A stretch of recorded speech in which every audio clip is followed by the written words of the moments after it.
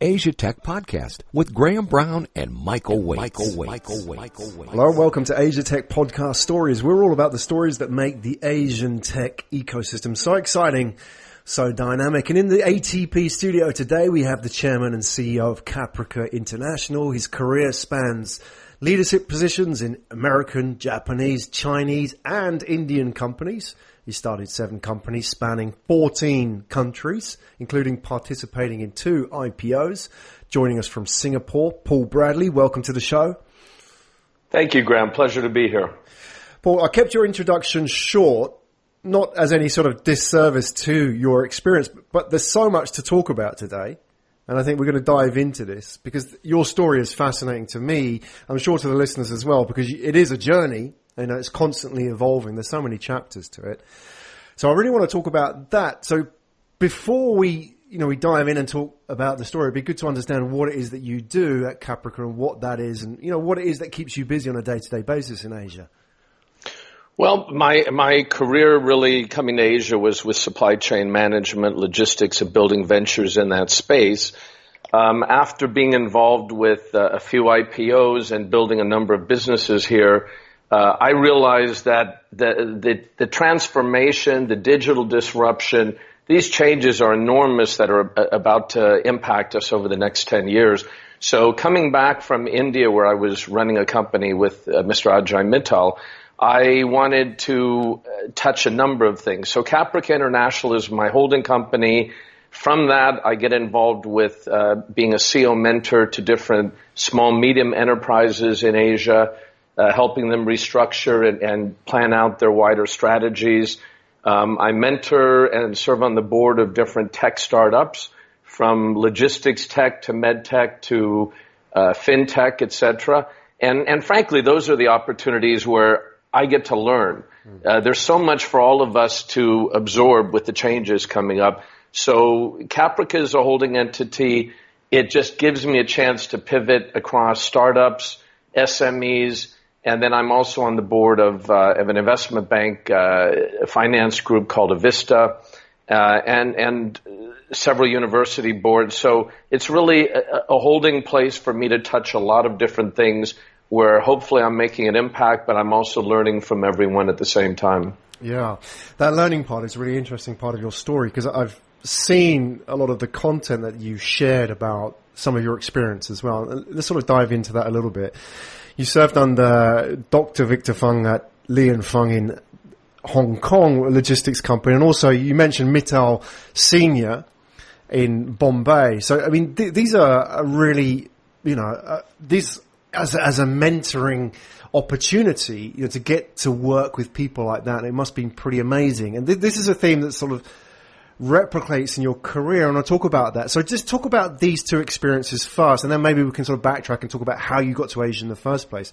So there is a logistics company in Bombay listed on the stock exchange there. I mean, that's kind of an interesting detour from where you were going when you were first heading to Asia. How did that happen? And tell us a little bit about the, working with the Mittals there. Well, maybe I just need to tie it back so at least so it makes sense. I came to Asia with NYK Line, which is the shipping arm of Mitsubishi Group, as the first Gaijin to head the Far East Management Center out of Hong Kong. So that was a phenomenal experience to learn about Japanese culture, to be involved in setting up businesses in China, Asia, and studying the shipping patterns of major branded companies, including a cartel at that time we had called ANERA and TWRA, where the main shipping lines would meet. So that was my entry to Asia. I then moved to Singapore, set up a JV for 2 U.S. companies with supply chain and logistics for companies like McDonald's and Exxon, DuPont and Dow, etc. And that was a lot of fun, touching a different space. And then Dr. Victor Fung, someone I've always admired as one of the leading, business visionaries in Asia and globally for supply chain, he invited me to come up. I met with him, and he invited me first to start the first 4PL model in Asia, fourth-party logistics, We did it with a number of fascinating client customers like Sara Lee and Gillette and Diageo and others. And during that time, I got to know Mr. Mittal, who was a friend, a former customer, and I knew him from a trading group, and I didn't know that was the Mittal Builders, who's a major real estate family in India. And so within Li & Fung, I learned a lot from Victor. He's an amazing thought leader, and he's always generous with his time. So ultimately, I ran 3 companies with him when we bought over Inchcape and restructured it with Ben Chang and others heading the group. And then we took it public on the Hong Kong Stock Exchange, and 4 of us accompanied Victor with that global tour. So it was a phenomenal learning experience about how to take a company public from one of the top billionaires in Asia. And so that was a great opportunity. And then after building, that business, 3 different companies, and running Singapore as well, we built some new models in the supply chain space, like regional SCM hubbing and floating warehouses and things like that. And then Ajay Mittal invited me to come to India and let's start a new model of logistics in India. Let's build an integrated logistics company. I want to, as he said, I want to own the first free trade warehousing zone cities in the history of India, a new concept, and also our own railroads. So he really drove that as chairman and CEO. I supported him as president of the group for the first 4.5 years. And again, just a phenomenal opportunity, building up a team, 8 offices in India. We expanded to Dubai, Qatar, and Oman, and IT in Singapore as well. But we basically built the first 2 free trade warehousing zone logistics cities, 380 acres each. One in Bombay outside the main port, one in Delhi. They're really expanding now and thriving under Ajay's leadership. We actually bought a license and set up our own railroad. So 18 trains, 90 containers each, moving across India. And then logistics, 3PL, 4PL, and an IT company. So that was our model, and we actually did a reverse merger on the main board of the Bombay Stock Exchange, took it public, and the stock went up significantly. And again, it was just an amazing opportunity for an American being in Asia to be that deep and connected to Indian culture and get to know the families and the culture of India, which was a great experience, similar to you had when you came to Japan originally. And again, great friends in India, and I'll always stay connected. And then I left, came back to Singapore, set up Caprica, but I remain connected. And now that the VAT has gone through this July, Ajay's in a really unique position to build up that Arshia company to a whole new level, I think, over the next 5 years. And, I'm really proud of what he's done and to be part of that group in a small way. So, I'm connected to India as well, and it was quite an exciting opportunity that I'm quite grateful for. Yeah, I bet, and a learning experience, as you say. So, to understand, you moved from Hong Kong to India. Was that an easy decision for you to make? Because you talk about being an American moving to Asia. I mean, you can move from anywhere in the States to Singapore today, and there's not really a lot of difference in terms of adjustment, is there? Okay, maybe the weather's different, maybe the food's different, but you can pretty much have everything that you had back in the States. But moving from Hong Kong to India, how was that for you? Was it an easy decision to make? Because I can obviously see that working with the Mittals would have been a fantastic opportunity. But how was that with you at the time as a sort of a career path? Was it a bit of a risk to take, or what? How did you sort of process that? Well, I was living in Singapore at the time, so I was running the Li & Fung companies that I was involved in out of Singapore, but again, flying across the region. And then basically I was living 2/3 of the time in India and 1/3 of the time in Singapore. We also had offices here. So literally every 2.5 weeks I'd come back for a week and then go back to India. It was very different. When I lived in Hong Kong, I spent a lot of time building up in China with NYK Line, but living in India and being part of the culture, unique experience. Of course, challenges with the traffic. Yeah. You know, you get in the car and you never know if it'll be 1 hour or 3.5 hours. So all you know to do is charge all your appliances before you get in the car every time. And you know, again, politically, it's a different environment. You have to go through different layers of government, and business relationships are a very different style. So, you know, I would say on the one hand, it was probably the most challenging business experience I had on a personal level, but it was also one of the most thrilling, right? It's a two-sided coin. There are three different Mittal families in India, unrelated: Mittal Steel, Mittal Telecom, and Mittal Builders. So this Ajay Mittal is from the building group. But yeah, it was very, very challenging. And you know, when we all start companies with our core teams who really make the difference, they're 16, 18-hour days, 6.5 days a week, but you're flowing on adrenaline, and all these other things tend to be very light distractions because of the excitement of what you're doing and getting momentum. Yeah. And let's talk about how important inspiration is and all of that, and inspiration in the form of people who really mentor you in those positions, because it's a position you now hold with startups around Asia. So you had the privilege of working with people like Dr. Fung. You talk about Mittal. Other examples as well. I know, for example, you've been very generous in sharing your journeys as well on LinkedIn, some of the pictures of your encounters, random encounters, as well as planned ones with people in not just the business world, but in politics as well. So you've met some pretty interesting people. So I'll just run through a few names, and just curious to know about your impressions of actually meeting these people in the real, and how they had a sort of an impression upon you in your business life. So you've met, obviously, Li Ka-shing, you know, Mr. Hong Kong, or Mr. Superman as he's known. I mean, people outside of Hong Kong, well, outside of Asia, probably are probably not aware of him so much, but what he's achieved in building up in Hong Kong is just nothing short of phenomenal, really. Some others, I mean, politics, I know you come from a political background. We haven't really sort of scratched the surface on that, but you've met Bill Clinton as well. And a few other random connections. I want to save where I'm going with that one. Airports, airport lounges, random occurrences and meetings. We'll come to that in a minute. But in terms of the people that you've met and who inspired you on your journey, are there any people that you can consciously name that you say, yep, that person has had a big impact on my career? Well, I guess the first point to your question is, who are the mentors? You know, all of us in business and in life are blessed to connect with people who inspire us and teach us things directly and indirectly. But I have two mentors that literally changed my life. And, you know, as a middle-class American from California and growing up in Las Vegas, I got involved in political campaigns when I was 15. And someone in politics, U.S. Senator Paul Laxalt, actually identified me and invited me to come back to Washington and work for him and take a leave from college for a year. And that was just an amazing experience. So he pulled me to Washington at a very young age.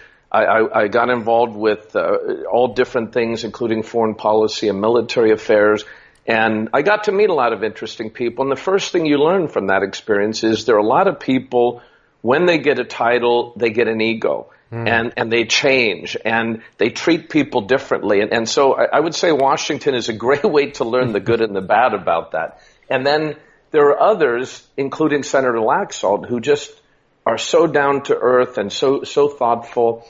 So he literally not only guided me, but he helped write letters for me. I competed to work in the House of Commons on an exchange program. He helped me with that, recommended me to graduate school for Thunderbird.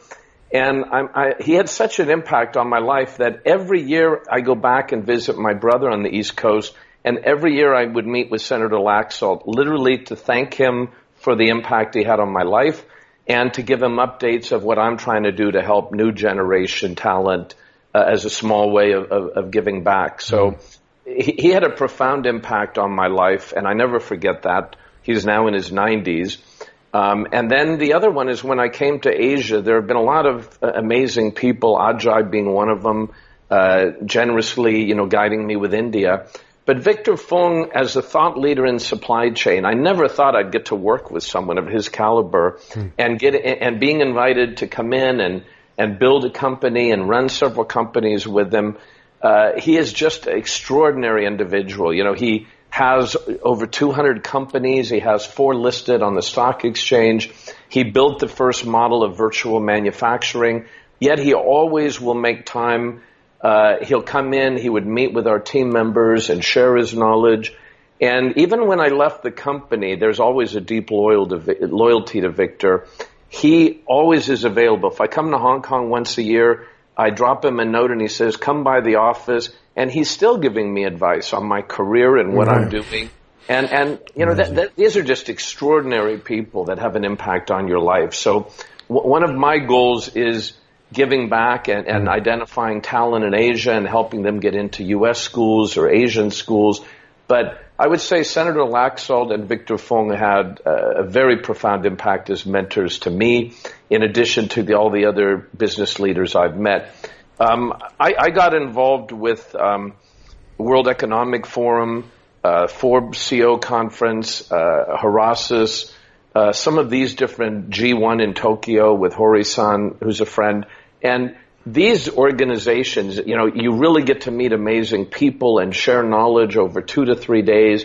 And so that's given me a chance to meet a lot of fascinating people, to learn from them, and also to study different styles. So where Li Ka-shing, I met briefly at an event, or Lakshmi Mittal, you know, I met Bill Gates once, and when he came to Singapore, and he was just super down to earth, very humble, very generous with his time. And you're thinking, you know, here's the richest man in the world, and yet he's very down to earth and focusing on specific individuals. And these are just amazing leaders. He's given, as you know, tens of billions of dollars of his money back to charity.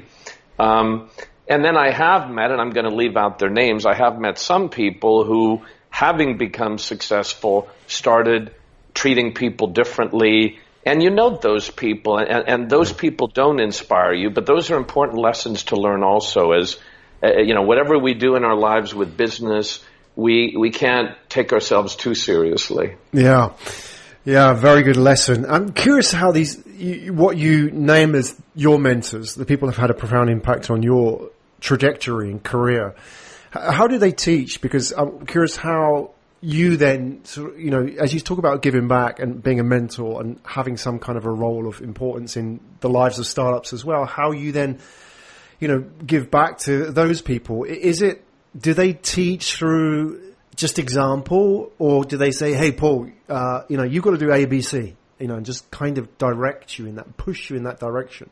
I'm curious how that actually works with people like that. What works best for, you know, when you go out and mentor startups as well?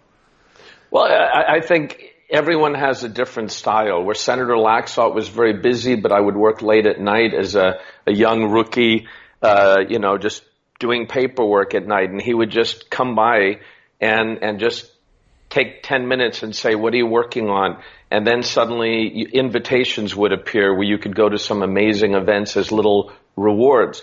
And then he would give advice. And then when I left working for him, he made the effort. He said, oh, whenever you're in Washington, let's get time. Tell me what you're doing. How can I help you? How can I guide you? I even asked him for advice. Should I move to Asia, you know, originally? So it's creating a dialogue, I think. And in case of Victor, again, he's so busy in so many different areas, but he engages and he loves intellectual discussions. He can talk about any subject. So he kind of frees your mind and he pulls you to think more creatively. He inspires you. You know, when you meet with someone like Victor, you're energized for several days. And yet he focuses in on you individually, and also it gives you soft advice on weaknesses, how to improve, how to leverage strengths. So each one has a different style, you know, and when I've had a chance, you know, to go in and mentor companies, some are professionals mid-career, and a lot are young college students or post-college who are just doing amazing things where I'm actually learning from them at the same time, which is humbling. But I think the first one is just studying the personality. You know, is this someone who engages, or you need to pull them out of their shell? How do they explain what they're doing? Do they do it visually? Do they do it verbally? Are they full of ideas, but how do they interact with people around them? Because building teams is so critical to being successful in a company, and including startups. So I kind of, when I meet startups in different areas, I like to meet them and assess their personality and the way they're building the business and the way they talk about the team members around them, because that's very important, that they're not just focused on themselves. And then basically just try to customize how to engage with them based on the way that fits best with their style and personality. Yeah, I want to sort of we're all learning, We are all learning, and that's key, isn't it? I mean, you've touched on this in a number of occasions. You talked about ego, you talked about humility, and so on. And when we go back to those leaders, how important that is in their own development, and how they've managed to stay rooted, and that's how they can engage people. They don't hide behind the titles and so on. And I want to talk about leadership as well with you. There's a great photo, and I want to park this because I want to come back to. There's a great photo of you in front of the Apollo 11 space capsule. I don't know if you remember that particular instance. I want to come back to that. You're very thorough. Exactly, but to me, when I see that, I thought, I know where this is going. This is kind of right on my territory. This pushes my button because you're talking about leadership, and I want to come back to that in a minute. But before we do, because I don't want to forget, because it's kind of important to throw in to this conversation about meeting people and inspirations. Now, you're at an airport. You're at a lounge. I think it might have been LAX. I'm not sure. Correct me if I'm wrong. But you're in the lounge and you bump into, I don't know if that's the right word to use, Muhammad Ali. Have I got the time and the place right? Is that what happened? Because for me personally, I mean, he's a hero. So I'm just curious about that particular incident and what kind of impression that left upon you. Yeah, it was completely out of the box. When you go to certain events, you're going to meet interesting people, and then it's a question of going up to them and engaging. But this was completely unplanned. When I was a kid, we all admired Muhammad Ali, and as you know, he just passed away, a year and a half ago. Yeah. He is such an amazing icon. Not only was he the heavyweight champion of the world, he just walked away, on principle. He fought against racial discrimination. He was a leader in human rights.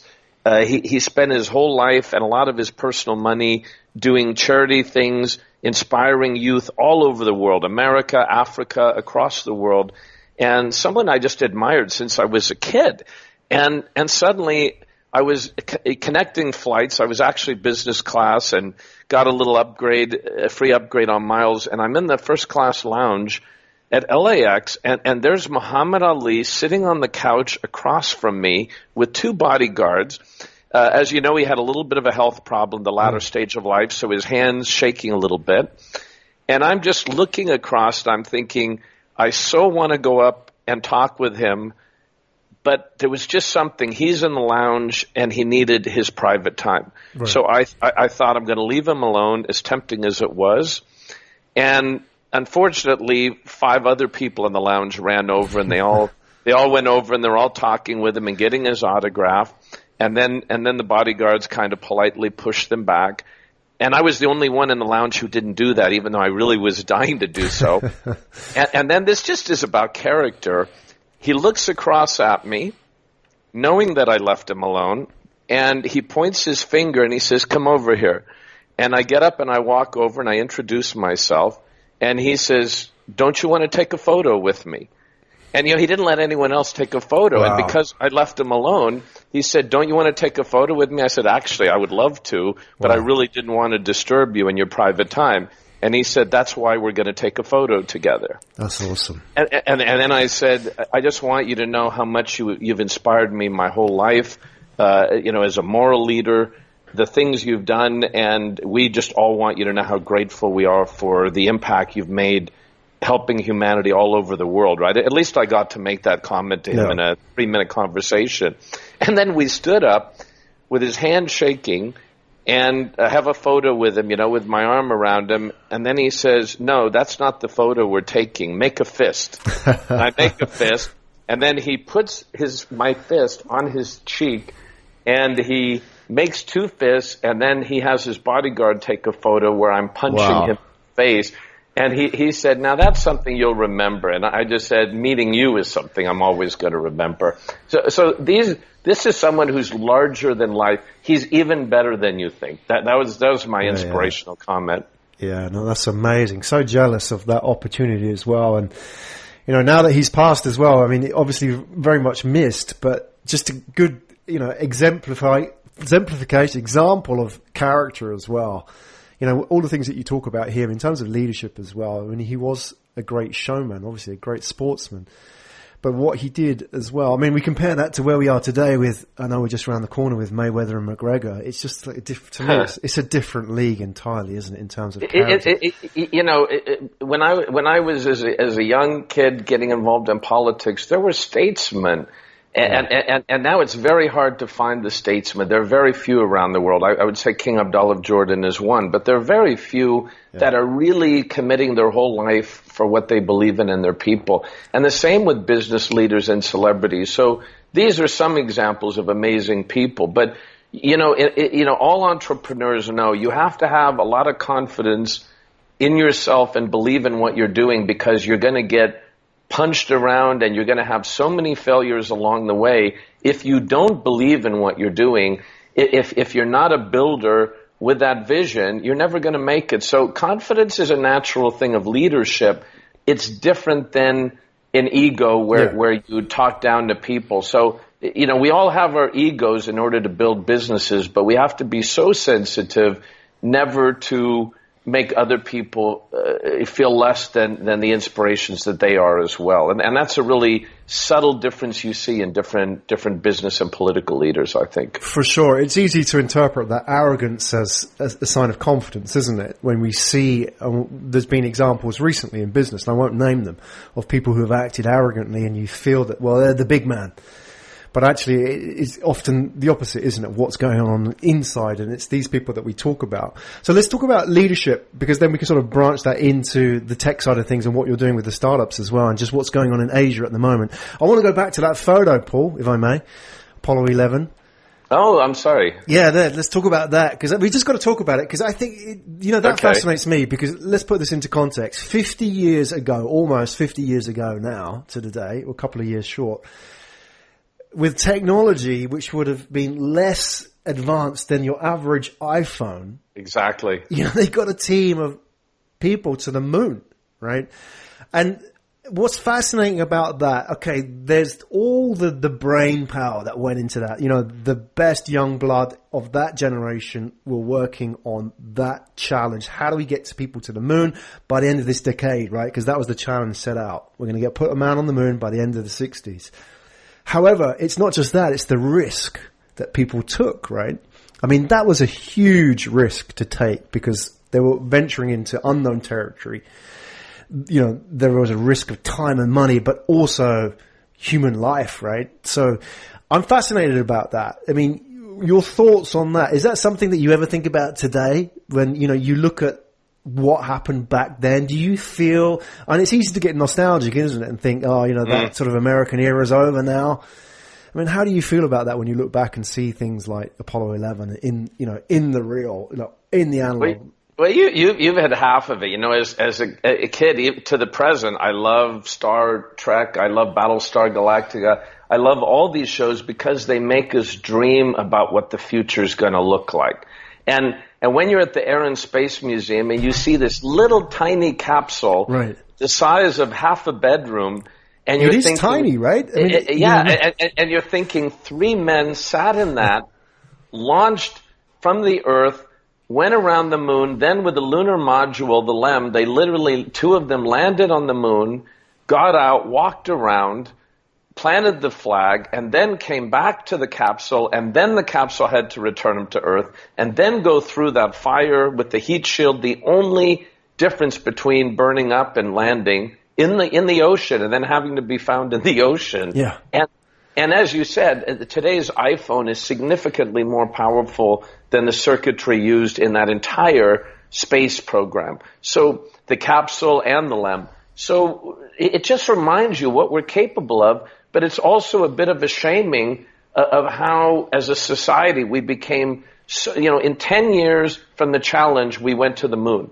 within 5 years after that, we were driving solar-powered dune buggies on the moon. And then we stopped. And then the shuttle is an airplane. But we could have easily gone to Mars within 10 to 15 years from that date. We got internally focused with the internet and with consumer items. And the internet's powerful, and AI is something we should probably end with later, because I would like to address it. But it's only now we're getting back and re-challenging ourselves to go to Mars. And the new heroes, two people that I really admire. One, of course, Jeff Bezos. It's not that he's just changing the supply chain. He has the largest cloud network of any company in the world. So, plus he has his own space program. Oh yeah, not forgetting. Yeah, so he's transformational in many ways. But my hero is Elon Musk, because this is someone who ties in exactly to your story with the spaceship. He's not even thinking about how much money he's going to make. He's thinking about how he's going to help humanity transform. And he literally created the Tesla, which I got to drive 2 years ago, and it's just an amazing car. He has the largest battery factory in the world at a cost of over $7 billion in Reno, Nevada. If we had 100 of those factories around the world linked to solar energy, we would be energy independent across the world. So he's visionary. His SpaceX program has already docked with the space station 3 times, and he's already planning, to build colonies on Mars separate from NASA. He's already taken a launch vehicle that can re-land instead of being destroyed, changing the entire cost. NASA couldn't do it, Russia couldn't do it, China couldn't do it, but he could do it. And he has Solar City, and now he has his new tunnel train. This is one human being who, in 10 or 15 years, is changing society and our lives in so many ways. So, yes, we need more heroes. We need more entrepreneurs. We need visionaries who don't just think about how to create a gadget and make money, but how they can do things that are good in business, but transformational for society as well. And there are some, but we need a lot more of those. And hopefully we're going to find those in the new generation. Well, let's talk about it in the context of these new technologies emerging now. I know you have a keen interest in AI and also cryptocurrencies, which are, I suppose there's a lot of excitement, there's a lot of hype about these technologies. So there's a lot of discourse as well about what they could and couldn't be. So curious to know about your views on that. We'll get to that. I'll put this into context for myself. I mean, I actually studied artificial intelligence. Really? Yeah, at university in the early 90s. That's unheard of. It is unheard of. I mean, because I thought, wow, this is really fascinating. Wow. I love computers and I love psychology. It's like, happy days. And I studied that. Unbelievable. And when this is the story, Paul, I graduated. And I went to the career, they would have these career services, these career advisories at the university, and I'd go there and they'd say, okay, so what did you study? I said, well, AI. What the hell is that? Well, I'm not sure you can get a job with AI today. So you know what they suggested to me? They said, why don't you go and teach English in Asia? So, no way. I mean, compare that to now. I mean, if I was graduating in AI. You were 20 years ahead of your time. Come on. Well, there's a point at which you're too ahead of the time, right? So that's kind of curious. I mean, I know AI is the thing now. I mean, I've watched it since the 90s and how it's changed and, what it was back then and what it is now and so on. So it's just always fascinated me. Most of us didn't even understand what it is until the last few years, and you were already studying it 20 years ago. That's amazing. Yeah. I mean, the fundamentals have remained the same, but I guess what's changed is that access to, computational power, which just makes all those kind of ideas that they had about AI possible. Back then it was sort of, let's model some cockroaches, that run around. That's what it was. And then they say, okay, what's the purpose in this? Well, we don't quite know. We know how cockroaches sense chemicals or noise or whatever. That's what it was back then. So no wonder people didn't really have an interest in it. Well, you have a unique insight into it. The rest of us are going through our steep learning curve, huh? Yeah. I was curious about, you mentioned AI. You're involved in the cutting edge side of things. You come from a supply chain background, which is, in a way, people don't really appreciate what supply chain is all about and logistics, but, it holds everything together. I mean, you look at Amazon as an example, what they really are as a company is more logistics than anything else, right? And it's not the sexy side of technology because you don't see it. but, you are involved in a whole bunch of different technologies. And when you see things like AI, cryptocurrency, you talk about vision and leadership and risk and so on. Do you see people, put Elon Musk aside, for example, do you see people doing exciting things in that space that you think, wow, that's really sort of pushing the envelope on this? Or do you see a lot, the temptation is still to go, okay, I'm going to build this app because, if I build this app, I can sell it for 5 million. People coming in with that kind of attitude towards building startups. Well, the answer is both. But Graham, you were way ahead of your time 20 years ago, and the rest of us are, frantically getting into this in the last few years. If I can segment, the logistics industry is still very traditional. A lot of people use the word supply chain, and they're still shipping, freight forwarding, trucking, warehousing. And so one of my things in this industry, having built different companies in this space and working with, great talent, great teams and customers, is that we've evolved way past that, but most people in the industry don't realize it. We've gone from logistics to integrated logistics to supply chain management already 15 years ago. Then it should be demand chain management, which is what Dell was already building, and what Walmart and others are doing. And then when we move forward beyond that, what Amazon is doing now, it's what I call dynamic value networks, because it's not a chain anymore. It's severely focused to IT. And now the flow of capital, the flow of information, and the physical flow of product, all three move in parallel and have to be integrated. And so, years ago, I kind of played with things like using the water as a floating warehouse or regional SCM hubbing, where we change part of the manufacturing process at midpoint before feeding to the countries. But we're way beyond that now. So, the technology is already using advanced algorithms. We're already using predictive forecasting. Then when you get into what Amazon's doing, they're already bringing in the first surge of artificial intelligence to understand every consumer, so they know what you're going to buy before you know you're going to buy it. And it's just phenomenal. They did a patent in February of 2016, and they're testing trucks that load with chemicals and do 3D printing. So they're printing the product you want to buy while they're delivering it to your house. Wow. Now it's limited products, but this is going to go much wider. There's already technology, where in the future you're going to go online and you're going to see a three-dimensional you, and you're going to try on clothes perfectly fitted to you, and you're going to be able to print these things in your house. This is not far away. The technology is already there. It's just bringing the cost down. So, to me, logistics supply chain have evolved into a much more advanced model. We have a group, a nonprofit called Supply Chain Asia, run by Paul Lim. I'm involved on the board of that. And we were trying to get the whole community to look at changing things. So he created this month, in fact, it's being launched with a minister attending, a playground where you actually put on goggles and you're trained in a virtual factory, walking around virtually. And a friend of mine, YCH, Robert Yap, he has drones flying around his warehouse doing the inventory stock take. So we're already past that point. And Amazon is just at the cutting edge. But I believe there's a convergence in technology, finance, physical logistics. It's all converging into creating a new model.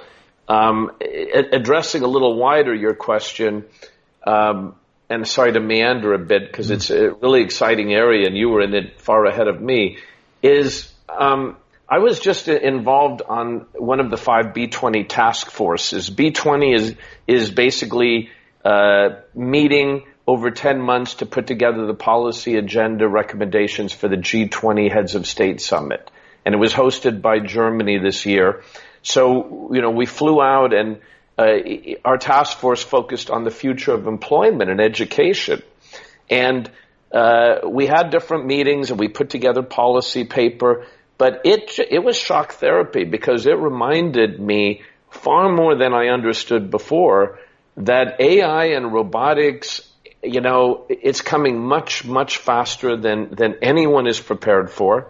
Most CEOs in the world, sorry to say, are thinking How do I grow my company for the next 2 or 3 years? How do I get my bonus? The boards are thinking that way. The headhunting firms are responding to their clients. But the next 10 years, I think you'll agree, the next 10 years is going to be the biggest transformation economically in the history of the world, more than agriculture to industrial revolution. And the speed of this, the dislocations, the opportunities for startup disruptors, there's nothing like this in the history of the world coming up. Even the singularity, when Elon Musk and Bill Gates say around 2035 we may have AI exceed human intelligence linked to the entire cloud network with robots and deployed around the world. This stuff isn't 500 years in the future. So, I've been exposed to some amazing information, as I'm sure you have, and we need everyone to realize this stuff is coming much faster. We all have to learn about this. And the cryptocurrency, whether it's Bitcoin or Ethereum or the 4,000 plus other currencies that are developing, some with real potential, some with, a gambling survival rate that will be narrow. Every single industry that exists will be severely disrupted, I believe, within the next 5 years, and will be reinvented. And we were sitting there thinking, what are the skills the next generation are going to need? We need to prepare people now. I'm on Thunderbird School of Global Management Advisory Board and SPJ out of India. And, the question, coming up is how do we train people for jobs that don't exist, but with skills that will allow them to adapt into that world? So if I'm an entrepreneur, they just have an amazing opportunity because all the opportunities are going to be driven by the disruptors now. And that's what Bezos was. That's what Elon Musk were.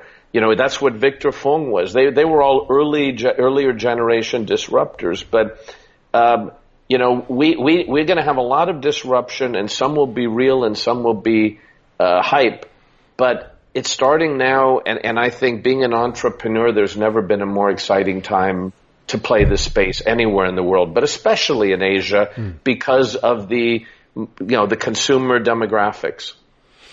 Yeah. I mean, you just take any market in Asia. I mean, Japan accepted, but you take some of the high growth markets. I mean, even if you go to a place like Indonesia, where, most people don't appreciate how big that market is, for example. Nearly 300 million people and 50% are under 30. So you've got a really interesting next wave coming through. Juggling with all this information in Asia, what you've just said, you're talking about a large-scale disruption. There are going to be winners and there are going to be losers. Based on what you know, kind of nailing your colors to the mast a little bit, maybe a bit unfair, I'm ambushing you here, but who do you think the winners and losers are going to be in the next 5 or 10 years with this disruption that you're talking about? What kind, rather than actual specific companies, but maybe what kind of people, what kind of mindsets are going to win and what kind of mindsets are going to be phased out? Well, I think first by country, China is going to be a major power in technology, but because of the Great Firewall, they're building unbelievable talent, but it's leveraging internally because of the firewall space, but with a massive consumer market. And then they're going to adapt that as they take that technology outside of China. India has tremendous programmer technology and entrepreneurial energy. So as India breaks out as a new rising economic power, that's going to be another major breakout point. And Singapore, being here and having been involved with, interacting with some of the government committees in the past, Singapore is going to be a virtual network orchestration center.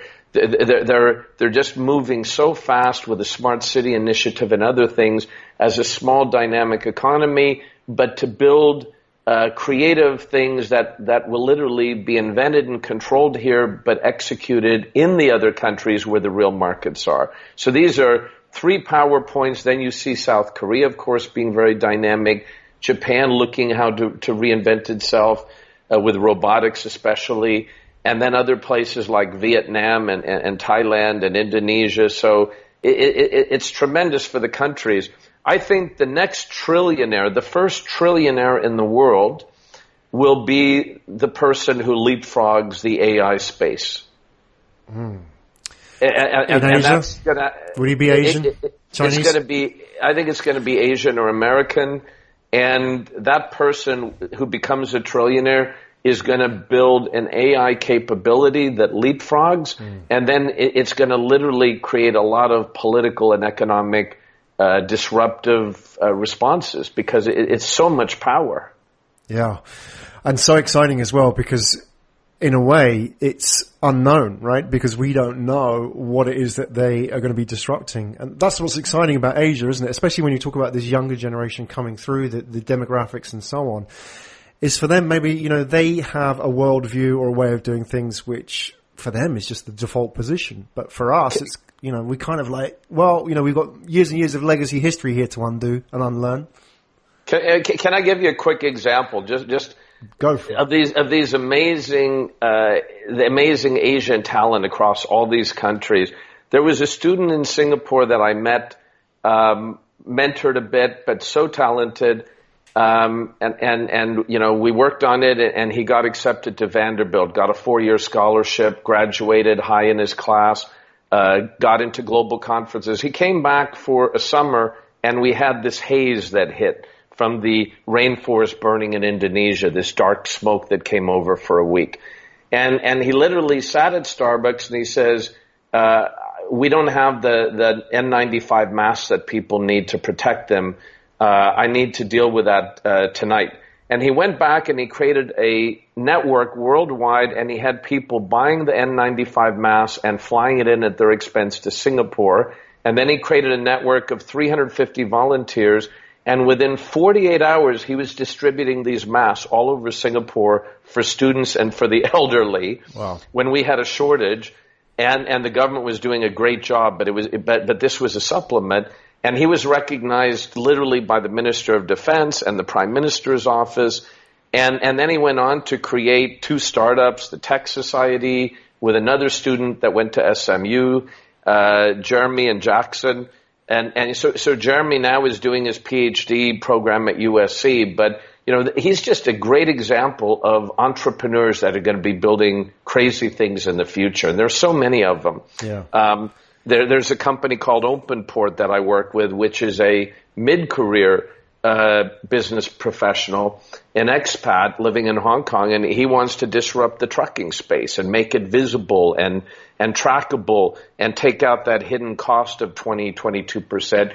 So he literally started this company just 2 years ago, and he's already in China, Hong Kong, India, and Pakistan, bringing that solution out. So whether you're coming right from college or you're doing it, mid-career, these are just cool examples of people that are going to break out and be impactors going forward. And there's a group called the Kairos Society out of Silicon Valley. It's now global in 50 countries. I'm an advisory board of the Southeast Asia part of it. But it's run by brilliant young entrepreneurs, and they're going into the top universities and they're identifying the best startups. And then they're saying, by invitation only, you can be considered for the Kairos Society. And if you get on board, we'll connect you with mentors, we'll connect you with angel capital. But more importantly, we're going to create a controlled collision where you're going to meet the best and brightest other entrepreneurs in different spaces on a regular basis and build your own networks to build faster momentum to what you do. And this is now, in 8 or 9 years, this is now a whole global movement. So there are just so many ways of engaging this talent. And Asia, it's just very, very exciting to see the level of talent in Asia and all of these countries breaking out in the future. And of course, Singapore is doing a good job creating, unique incentives for these startup communities as well as China and other places in India.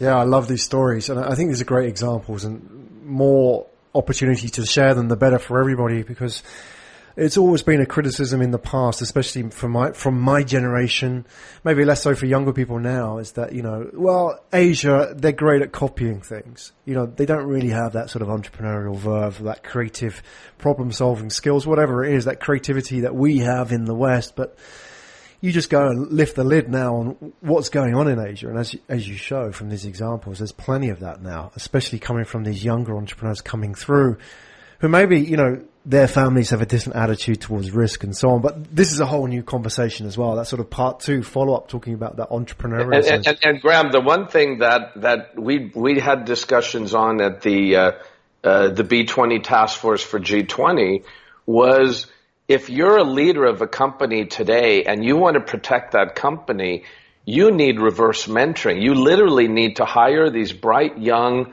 radicals coming fresh out of school, and you need to engage where they're teaching you about digital media and social media and their ideas, because they're unconstrained. So, if you want to build your company, transform your company, at any level of leadership, reverse mentoring is a critical experience. And I know you're getting that through the dialogues that you have meeting with so many different people. One of the reasons, I took the risk of going from just pure supply chain industry into working with startups is because I'm back in school. They're teaching me so much. So we know where we can help them in different ways, but every day we're all students with an infinite learning curve. And that's what's so exciting.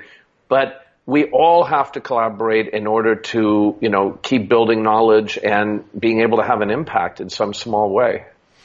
That's Paul Bradley, everybody. Thank you so much for joining us in the studio today. Paul Bradley, Chairman and CEO of Caprica International, amongst other projects and other learning opportunities. We'll put all the details in the show notes. Paul, thank you so much for joining us on the show today. Thank you. Real pleasure. Been a real inspiration. We'll take a part 2 as well, because this conversation's just getting going. I'm sure there's a whole bunch of questions we have now about this that Paul has planted seeds in our mind. I mean, there's so much interesting going on there. Leadership, entrepreneurialism, everything associated with Asia. He's in a very good position to, really see it from his experience as well as what he's doing. Because I love that when people say that they've have extensive careers, but then they are willing to go back and put themselves at the beginning again. That for me is a sign of a real true leader. And I suppose that's something that, you've learned from the people that you've been mentored under, that they're always willing to listen and learn, right? So Paul, before we close, I am sure the listeners want to find out more about you. Where would they go and check you out? Can you give us a link? Maybe they can go and find out a bit more about you and your story. I'll provide you with my LinkedIn page. I think that's the easiest way to connect through LinkedIn. And my website is www.capricainternational.com. And LinkedIn is Paul Bradley at Caprica International. Fantastic. We'll put all the details in the show notes. Paul Bradley, thank you so much. You've been listening to Asia Tech Podcast. Find out more at www.asiatechpodcast.com.